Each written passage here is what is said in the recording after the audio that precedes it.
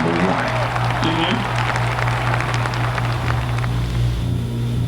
Hebrews 12, verse 1. And you'll hear something like this, very similar, coming from the New King James Version. Therefore we also, since we are surrounded by so great a cloud of witnesses, let us lay aside every weight and the sin which so easily ensnares us.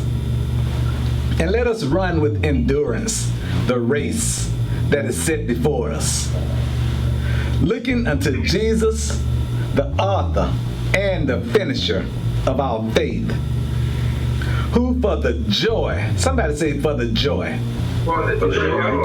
who for the joy that was set before him endured the cross, despising the shame, and sat down at the right hand of the throne of God.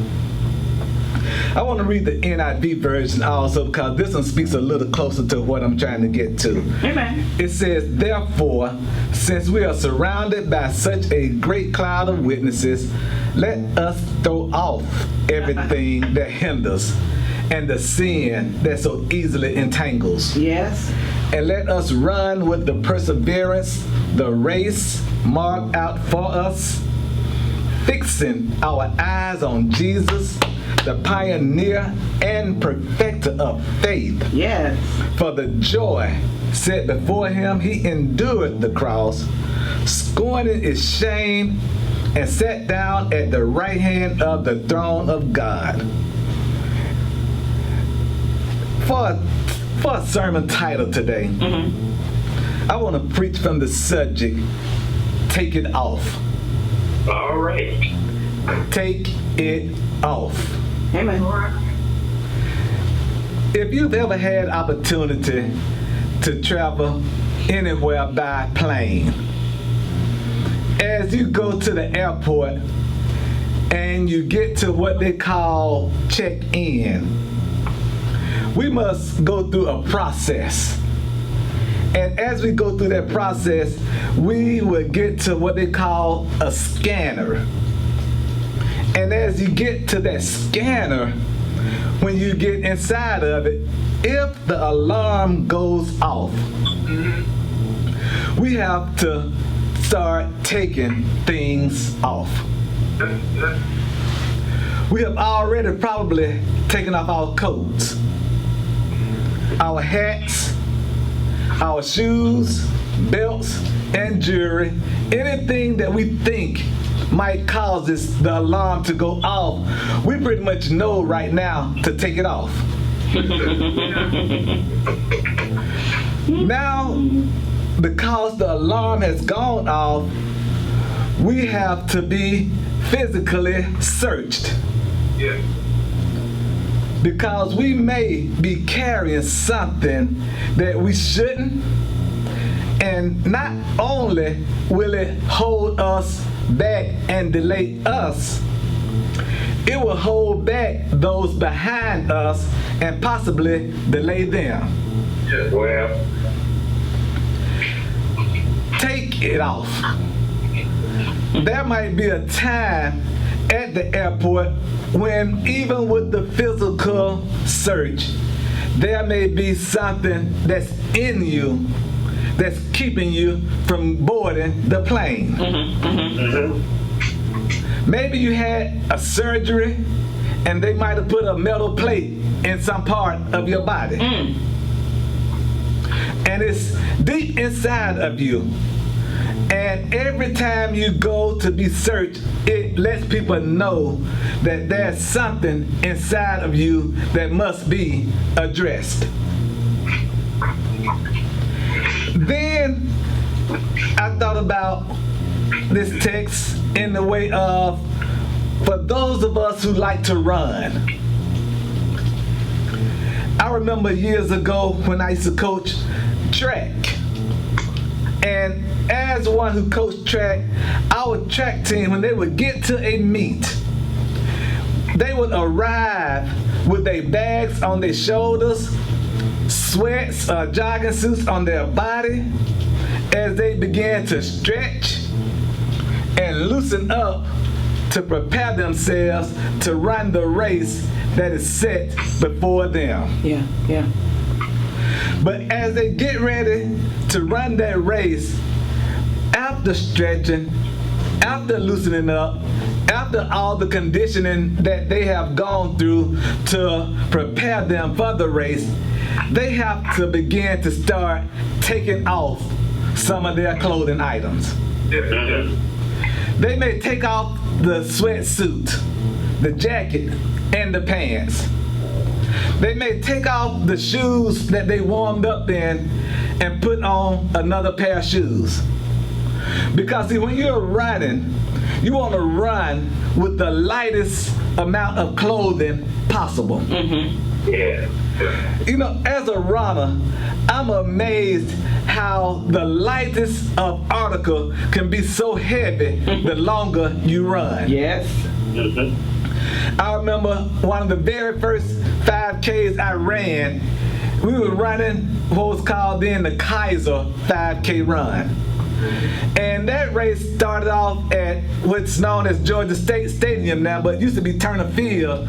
We would start there and run through downtown Atlanta. And it wasn't that bad when I think about it now. But when I ran it, you know, when you first start off, everybody starts off slow because there's so many people running. Yeah. But then after a certain distance, separation begins to take place. Yes. Oh, yeah. Some begin to fall back. Some begin to get their rhythm and stride and run the race that is set before them. I remember running that race, and I had these Beats earphones, the heavy kind that go over your ears, on my ears, because I had to listen to music to run, because it's hard for me to run without music. Yeah. So I had a hat on as well, a baseball cap, because I wanted to shield the sun from my face as I ran in that race. But how many of you know, as time went along and as the race continued to envelop itself, those headphones got so heavy, I had to take them and put them around my neck. I had to turn the volume up just to hear the music. Because it was so heavy on my head, I felt like it was slowing me down and making me want to quit the race. As I continued running, I felt as though my hat was too heavy. I said, how in the world can a baseball cap be this heavy on my head? I started to take the cap off. And then I realized the sun started beaming, and I had to decide I had to endure the weight of that cap in order to prevent the sun from keeping me from running the race. And then as I continued to run the race, as we turned the corner down off International and began to come up, I can't even remember the name of the street. What is it? Cortlandt Street. And then all of a sudden, a bear jumped on my back. And if you've ever ran, and you ran such a distance and the bear jumps on your back, you can't see it, but you know it's there. Because it began to weigh you down. And I had to take it off. I had to imagine that it wasn't there. I couldn't take my shirt off. Well, I guess I could, because there was some who did. But I just refused to take my shirt off. Because when you're running, you want to be as light as possible so you can endure the race set before you. Taking things off in life can help us. In the Bible text, it talks about laying aside the weight. Many people have tried to diet before in their life. We try to diet, and when we start, we try to enlist the help and support of our family and friends. And we try to let them know what we're trying to do. We set a goal. We might want to lose 10, 20, 30, whatever pounds we're trying to lose. And they encourage us. They cheer for us, just like the great cloud of witnesses cheered here in Hebrews. You lose a couple of pounds, and all of a sudden on the job, somebody might say, "Oh, look at you, I see you. I see you. You got on a new outfit, you're looking good, you done lost a couple of pounds, you know, I see it in your neck.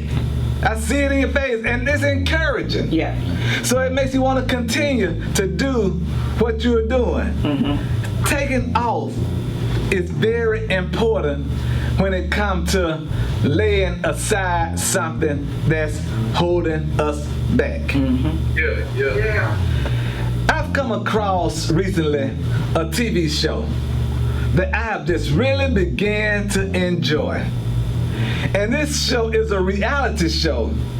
And this reality show is about a singing competition that's aired on Fox TV.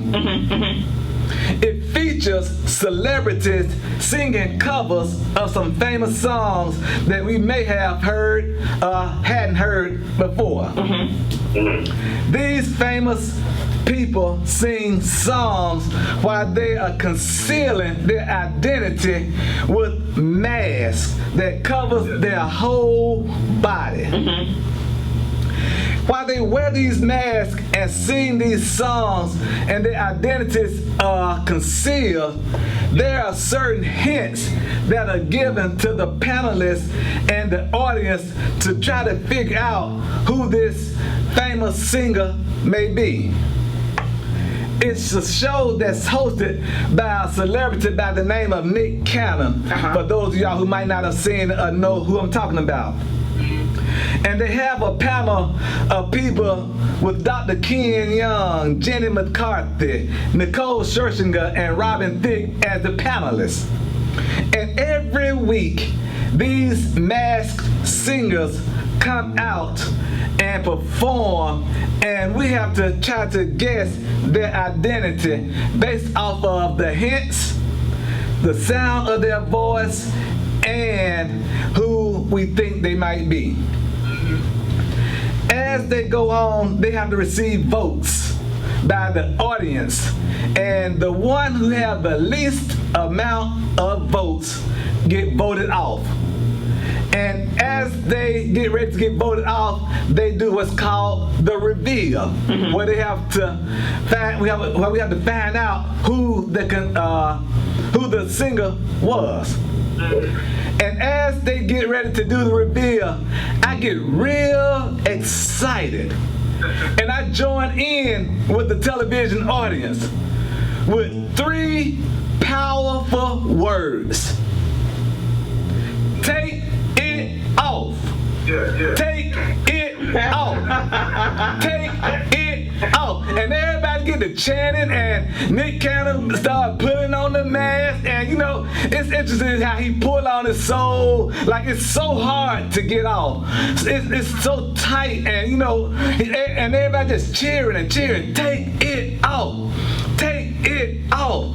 Take it off. And I'm so amazed when they do get it off, who's up under the mask. Well, These 3 seasons that this show has been on have revealed 3 stars who we had no idea they were singing in this mask. The first one was T-Pain.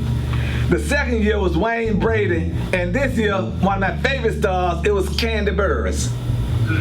And as they revealed who they were, we had no idea based off of how they disguised their voice.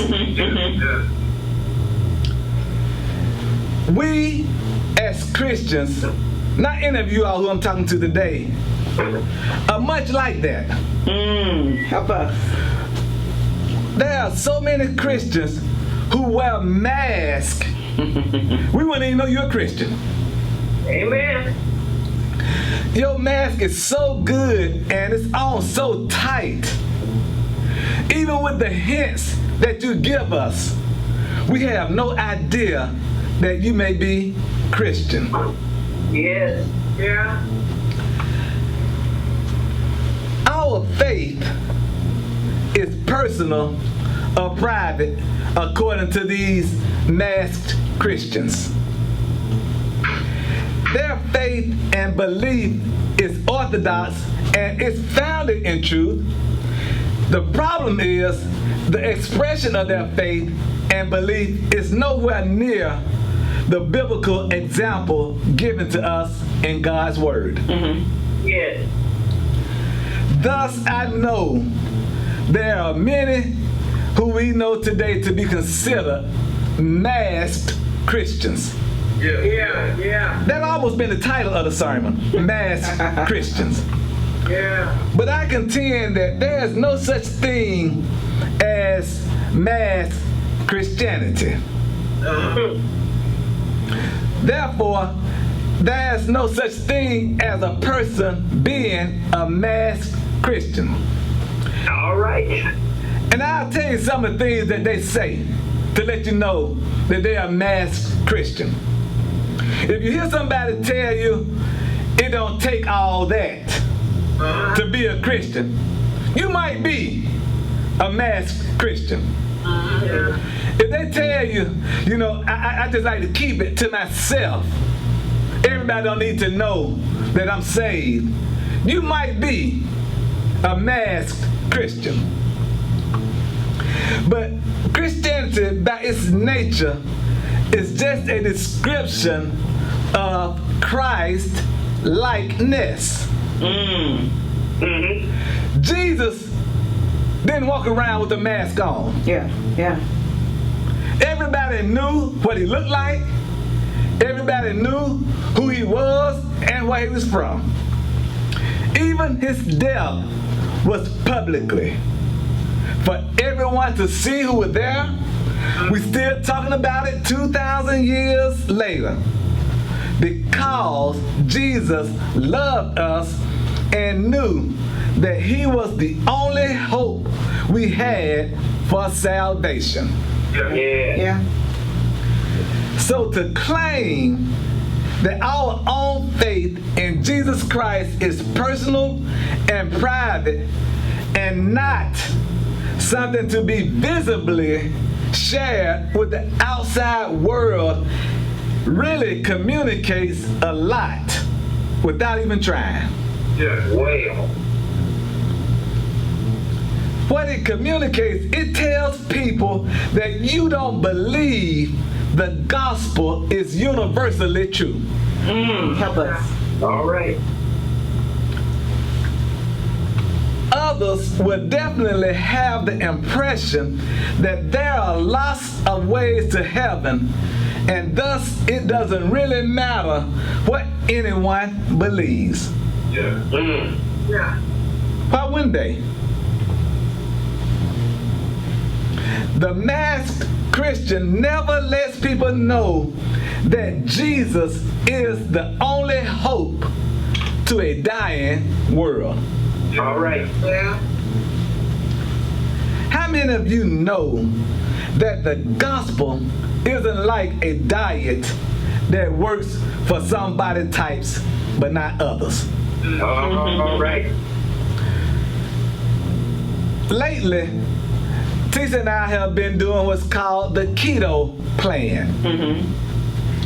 And out of all the different things that I have been a part of, that both of us pretty much have been a part of, the keto plan has been the most effective for me maintaining the taking it off that I've been trying to maintain. We've tried vegetarian, vegan, and all these other things, all these other tea diets, and all these other things that come out, taking pills, injecting, doing the little injections, and you know, you name it, we pretty much have thought about it if we didn't even try it.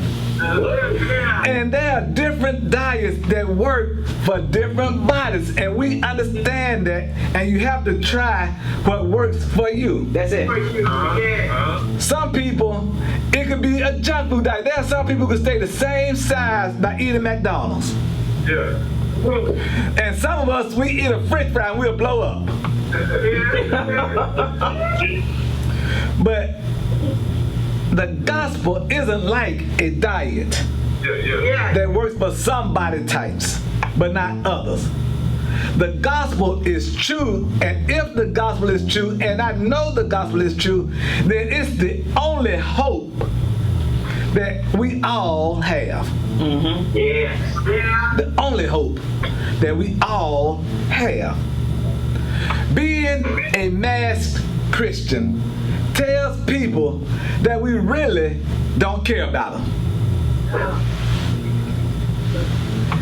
Others will certainly believe we don't really care about them, especially if they accidentally find out that we're a Christian. Yeah. You know, that's a pretty messed up thing to find out. That your BFF thinks you're going to hell and they didn't care enough to share the gospel with you. Mama. Yeah. What kind of friend would you be? You go to church every Sunday, Bible study, sing on the praise team, read and study your Bible every day, and never share it with anybody. Yeah. I would be pissed off at my friend. No, I'm on the way to hell with gasoline drawers on, and you never did nothing to stop me.